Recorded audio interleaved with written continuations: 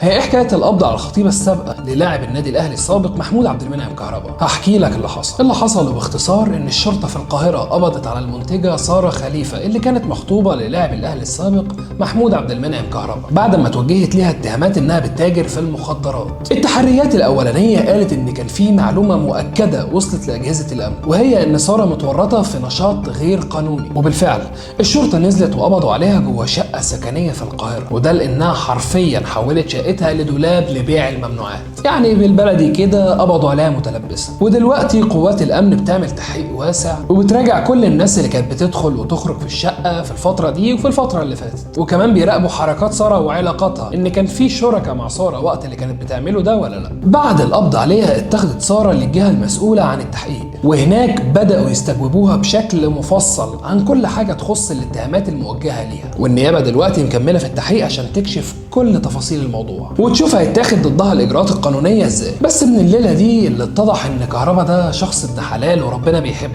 عشان كده بعدوا عن اي شبهه. مستني رايكم وما تنسوش تعملوا لايك فولو شير واستنونا في حكايه جديده.